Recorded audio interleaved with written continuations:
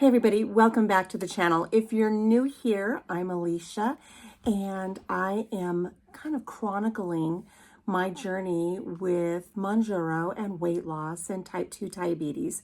And I wanted to come on here today to discuss how January went. January was roughly eight and a half months of being on a GLP. And I gotta be honest with you, I wanted to come to you real, despite the lipstick and having done my hair before going to the gym. I wanted to keep it real. I really struggled through the month of January, and let me share with you why. I have done so well in all aspects of my journey, whether that be the aspects of what the primary focus is, which is the diabetes, or the secondary focus, which is regaining my health and really working on recomposition of my body, getting fit, losing some fat, gaining some muscle. I've really been working hard at this, and I've had some really great results, I'm not going to lie.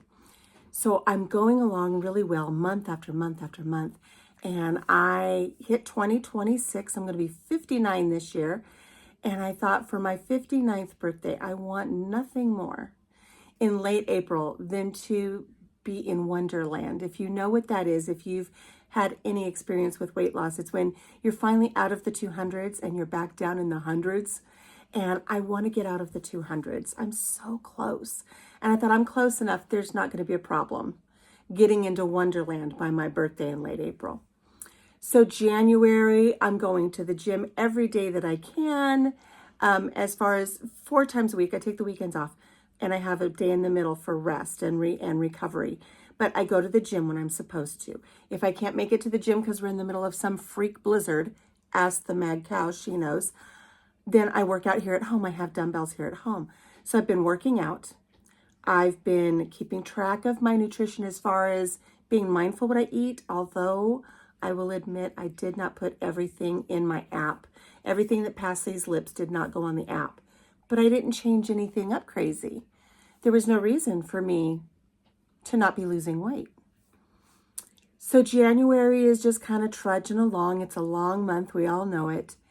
And I get on the scale and nothing. I was like, okay, I'm retaining fluid or something. Get on the scale the next day. I weigh a little bit more. I get on the scale the next day. Okay, I'm back down, up, down, up, down. But I haven't lost any weight. The scale has become my nemesis. And we've discussed this in some of my earlier videos about falling into some of those traps, those old habits that I have. And one of them is having a love-hate relationship with my scale. And I am finding myself back in that terrible habit. I am weighing myself every day, even though I'm not seeing any results, and it's starting to affect me mentally. There have been days where I will weigh myself several times throughout the day, just in hopes that maybe there's a change, and there's not. And if I get up in the middle of the night to pee, I'm weighing myself. It's become that obsession that I tend to go to. I have an obsessive behavior with certain numbers in my life. And so it's not just the scale. One of the great things about being on Mounjaro is I've been so successful on it with regards to my type 2 diabetes that I've been able to get off all of my oral medications. I'm not on any oral medications anymore, which is great because they can be pricey. But even more expensive than the oral medications was the continuous glucose monitor that I was wearing. And I had become very dependent on it, obsessed with it, if you will. So I was always checking my numbers, always making sure they were where they needed to be, always checking to see if I ate just the smightiest little smidgen of a deviation of what I knew I should be eating. Was it going to spike? Was it going to come back down? I was always watching it. One of the great things about having that continuous glucose monitor was it always gave me a projected A1C. So I always knew my A1C was going to be good. And it was really good this last time I went to the doctor. I have no idea what it is right now. I'm not wearing the monitor. I was so happy to take that last monitor off and know that I didn't have to spend the money. I didn't have to poke myself in the belly. I didn't have to worry about catching it on the countertop when I do the dishes or on my pants when I pull my pants up and the hem catching it. All of these little worries were gone. But I'm obsessed over the fact that I don't have the reliability of knowing what those numbers are, and it gets in my head. But the scale is worse. The scale is far worse. I am really battling with my scale. So I went all through January battling the scale, and I didn't lose any weight. And I was absolutely dejected. And I thought, well, let me do a body scan and see what the body scan says, because I am doing everything prescribed to me by my fitness trainer. I have a personal trainer, and I'm doing everything. Sometimes I even throw in extra, and he chastises me and says, don't do that. Like the box jumps. Get my hand spanked for that. So I'm doing what he tells me to do. I have to trust that he has my best interest at heart, working on core, posture, strength, and the other things will come. So I got my camera all set up and I did the scan, and I was really shocked because even though the scale said I didn't lose any weight and I was heartbroken, the scan showed that I had lost 3.9 inches. And I'll put the scans up and show you. And that made me feel a little better. Now, I know some people, including my trainer, says they don't know if those scans are 100% reliable. And maybe they're not. He knows for sure that my body fat is off on that thing. But if it helps me even just the slightest bit mentally to still believe that I'm going in the right direction, then I'm very happy to have the scan. I'm very happy to listen to the scan, let it boost me a little bit, and continue on. So I really struggle with having these crutches in my life of these numbers.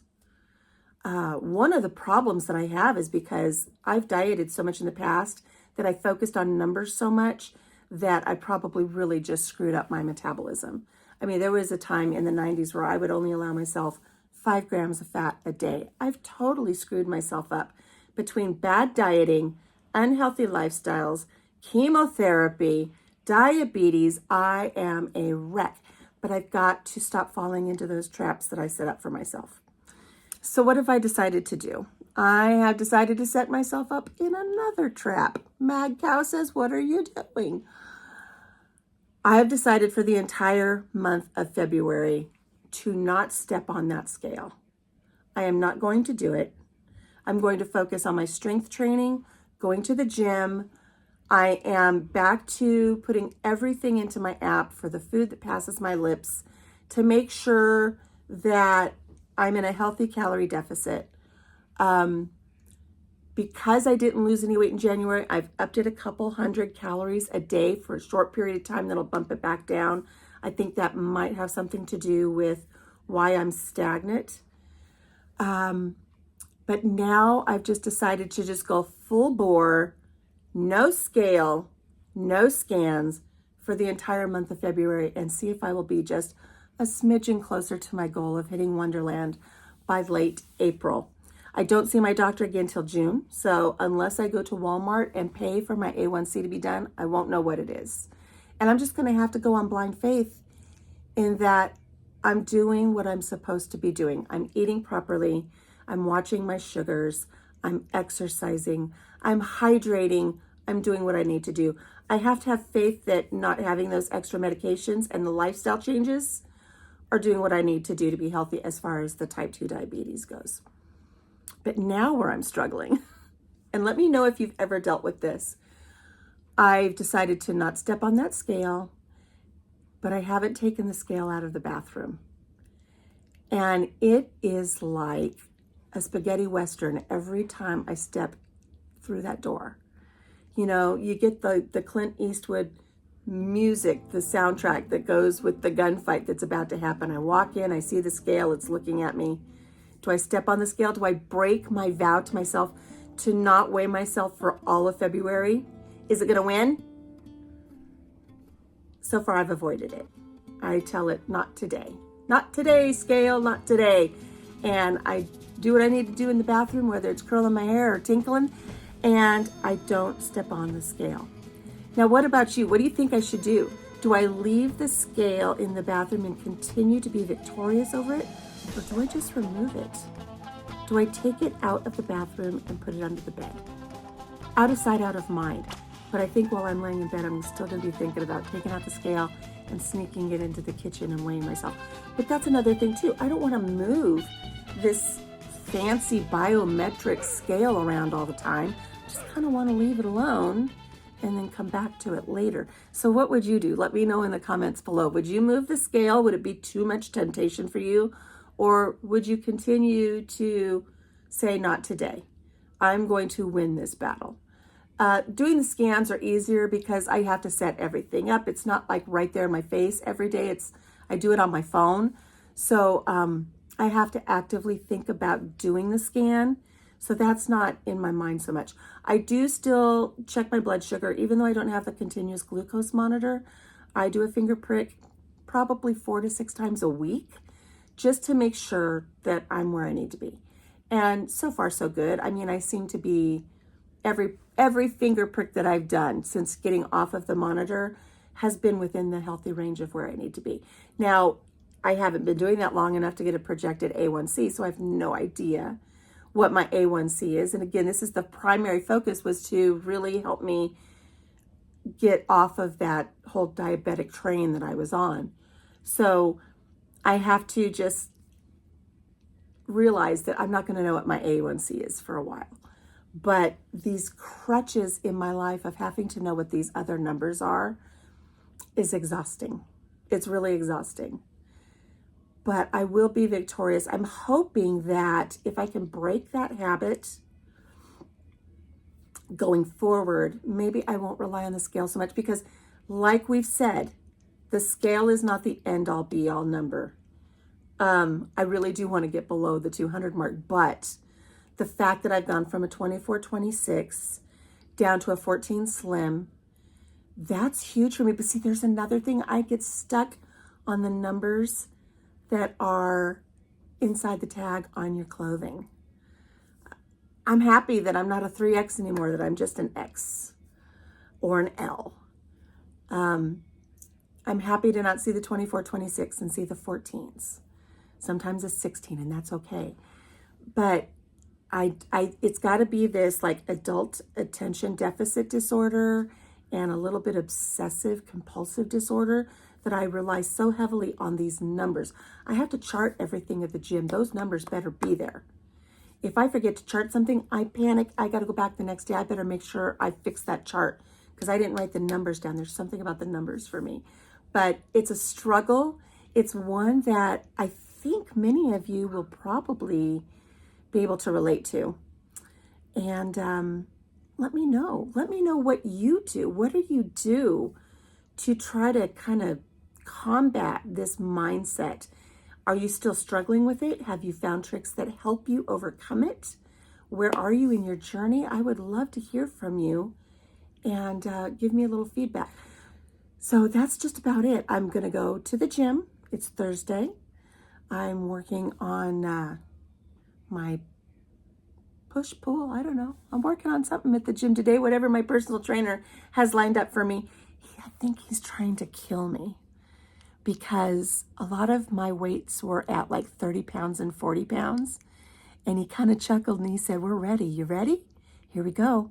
And now I'm doing cable weights at like 70 pounds and 60 pounds. Guns. I got a lot of fat still here, but I'm going to get me some guns. So, okay, having said that, I'm going to head off to the gym. I've rambled on long enough. Thank you so much for joining me. If you haven't already subscribed, please make sure you subscribe.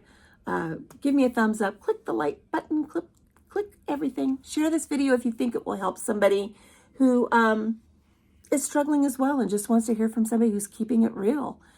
It's not all beauty and glory. You know, on this journey, you see all these people posting all of these wonderfully beautiful videos and everything's wonderful, but there are a lot of speed bumps, traps, and pitfalls along the way, and I'm no different than anybody else. I'm just trying to avoid them, overcome them, be victorious just as much as anybody else. So thank you for being here and stay tuned. I'll be doing more updates as we continue on. I'm coming up on, like I said, 8.5 months now. And I've actually been on a fitness journey now for 11 months. So down almost 50 pounds. I'm almost there. I really want to hit that 50 part. See, look at me fixating on the numbers. I've done so well. A year and a half ago, my husband had to put my socks on for me. I couldn't even put my socks on. A year and a half ago, my son came out to visit me from California because they thought I was dying. And here I am now, putting my shoes and socks on, getting my clothes on, getting to the gym and doing it. That's what I need to focus on. Not the fact that I'm just a smidge away from hitting 50 pounds. See, I'm regressing again. Okay, that's it, guys. I'm off to the gym. Take care of yourself. Take care of each other. Have a blessed day. Say goodbye to the mad cow. And we will see you next time here at Country Mama Musings.